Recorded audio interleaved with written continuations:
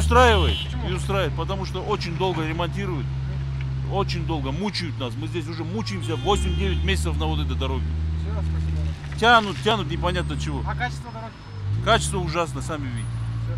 Мамыр айында қазылып, қыркүйектің 1 күні бітуі тиістірлік түрлі себептермен тежеле берді. Салдарынан сансыз кептелістер, автобус аялдамасын іздеген жолаушылар жан-жаққа сандалып кетті. Бірақ ешкім жағашып шу шығармады. Себебі ескі құбырдың ауысқанын осы көшенің тұрғындары жылы қабылдады. Онымен қоса құрылыстың аяқталу мерзімі қысқа болатын. Әйтсе де әкімдік айтқанынан жаңылып, мердігер міндетін кестеден кешігіп атқарып жатыр. Бәріне үлгеріп келатырмыз. Кеше осы 2 күн аралығында ауа райының қолайласуынан бір 2 күнде бітіреміз, Құда қаласа. Автобустар жүре береді.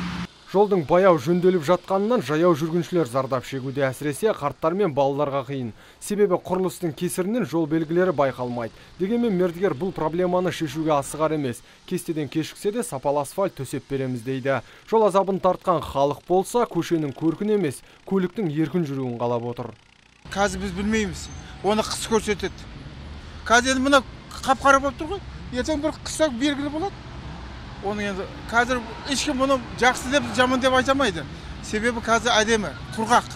Енді қыстың күні белгілі болады ғой, қыстың жартысында. Халықтың да биліктің де бас ауруына айналған Байтұрсынов көшесімен қазір қоғамдық көлік қатынай бастады. Әзірге тек шағын автобустар ғана. Енді мердігер сөзінде тұрып, жолдың жыртығын жылдам жамаса болғаны. Нұрсұлтан Тұрысбек, Мұрат Адинаев, Абзал Тұрабеков, ТВК телеарнасының жаңалықтар қызметі.